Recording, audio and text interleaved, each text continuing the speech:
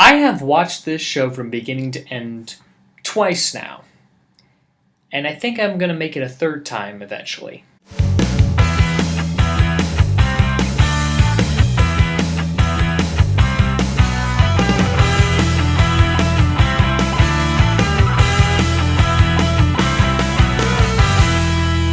Breaking Bad, created by Vince Gilligan, stars Bryan Cranston, Aaron Paul, Anna Gunn, Dean Norris, Betsy Brandt, and R.J. Mitte, with a host of other characters appearing, but those are the main 6 that appear throughout the entire 5-season run of the show. Bryan Cranston plays the role of Walter White. Walter White is a chemistry teacher who finds out he has lung cancer that's eventually going to kill him. Since his job doesn't pay him that much, he worries for his family's financial future. The family he lives with consists of Skylar, his wife, their teenage son with cerebral palsy, Walter Jr., sometimes nicknamed Flynn, and their baby daughter, Holly, who at the beginning of the series is still a fetus. In addition, living close by is Skylar's sister and Walt's sister-in-law, Marie, and her husband, Hank. Now, Hank Schrader is an agent working for the Drug Enforcement Agency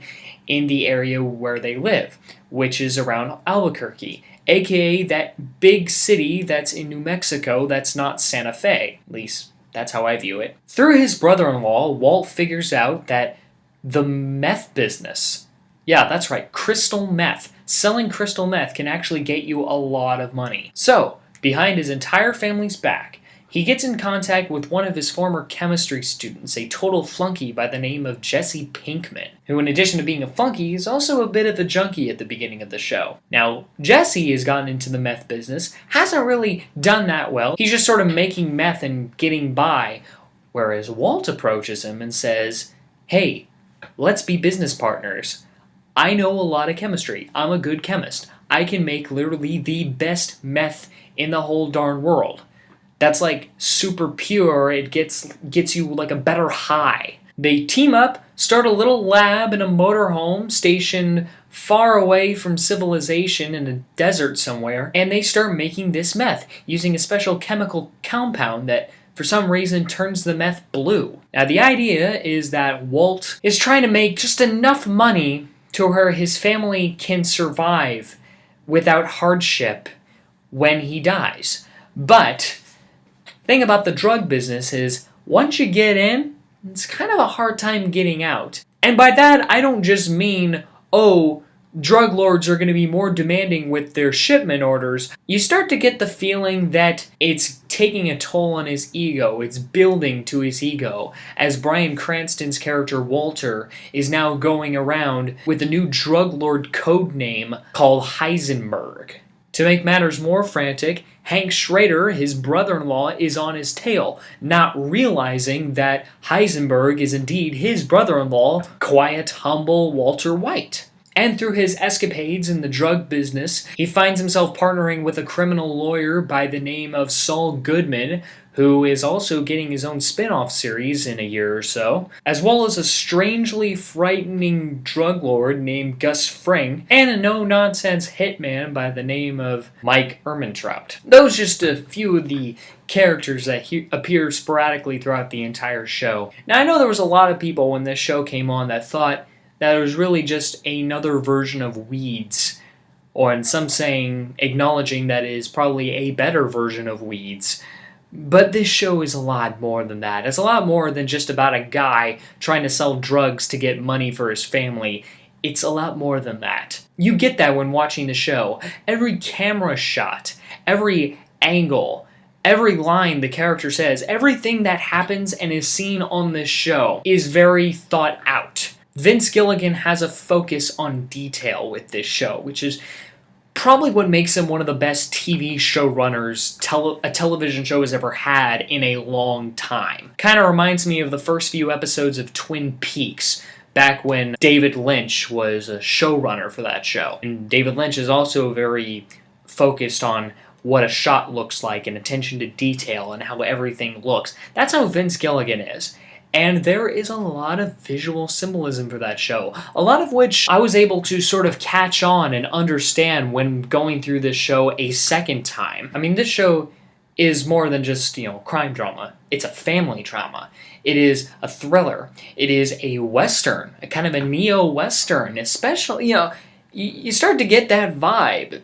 The desert setting probably helps. And it also has its dark comedic moments. In a very early episode, there's a scene where Walt and Jesse have to get rid of a body of someone that tried to kill them. Burying them is not going to do it, so they decided, hey, why don't we dissolve them using this chemical acid mixture that I concocted? He had specific instructions for Jesse on what kind of containers the body parts have to be put in order to get rid of them entirely. But unfortunately, Jesse doesn't listen and says, hey, I'm just going to use the bathtub. And as a result, they're like talking, and Jesse says, oh, I put him in the bathtub. And Walt is like, no, you can't do that, you can't do that. Why not?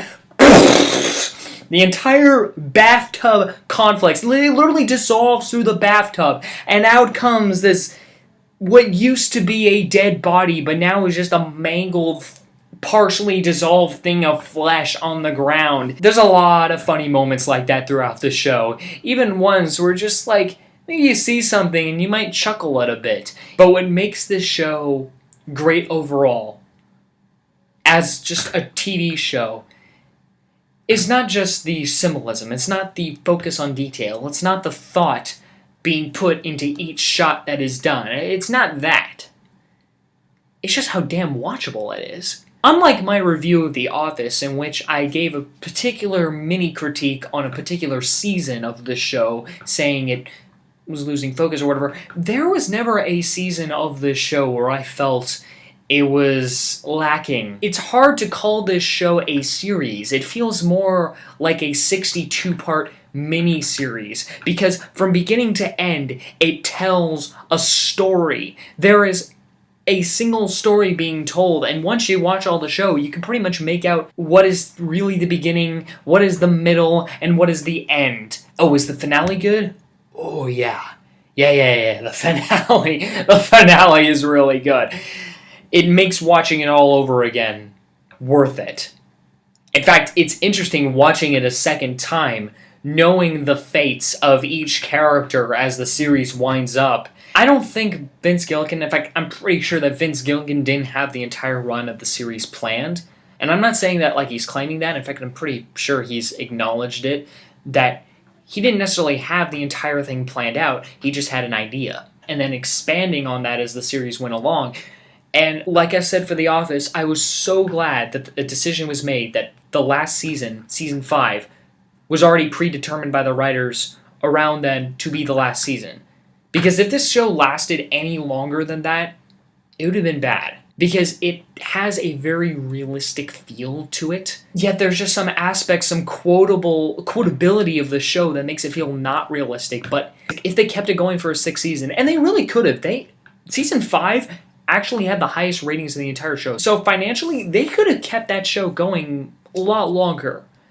But that would have been pretty bad. In fact, a lot of people say that was the mistake Dexter made, was that it went on a lot longer than it should have.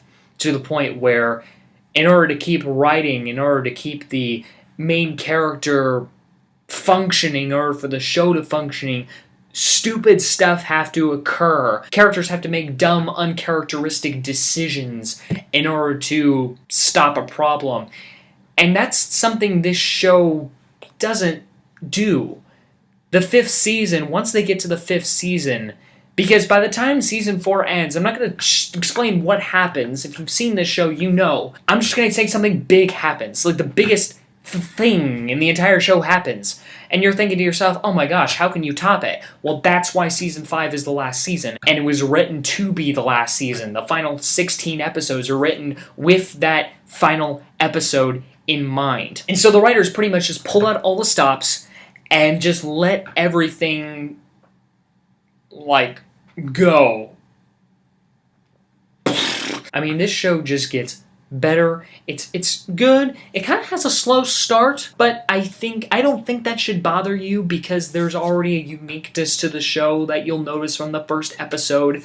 And if you like television, that should be enough for you. It's kind of has a slow start, but as it keeps going, it just gets better and better and better, and it never stops getting better all the way to the end. It is good, rising in goodness all the way to the end. It never stops, it never dips, never. It's not a show I would recommend that you watch and check out. It is a show I will demand that you watch before you die. It is that kind of quality. I'm dead serious about that.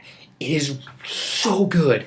It is so good. Literally everything on television is inferior to this show. Yeah, I said it. Every other show that's on TV right now is inferior to Breaking Bad. Absolutely inferior to Breaking Bad. I don't know how else to describe it, because I feel like you just have to watch it.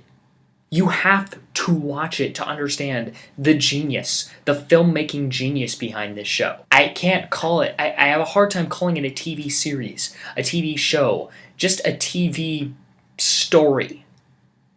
A story that occurred on TV. That's all I can say about this show. People say that the British come out with better shows than the US. People say that, haven't seen Breaking Bad. So I'm going to leave it there. Actually, no. I'm going to stop right there and say, again, watch this show before you die. If this was a movie, I would give it the rating of a bucket list movie. A bucket list film. But I guess the whole watch before you die thing has the whole bucket list thing in mind. It is on Netflix. All 5 seasons and 62 episodes are on Netflix. If you have Netflix, I'm pretty sure Amazon Prime probably has it, but just watch the show. Maybe AMC will do a marathon. If they have a marathon, DVR that entire freaking marathon. And then just find some time to watch it. Put all your other shows on hold and watch the show from beginning to end just to say that you have. And I promise you, you will not regret it. So, thanks for watching, and I'll see you next time.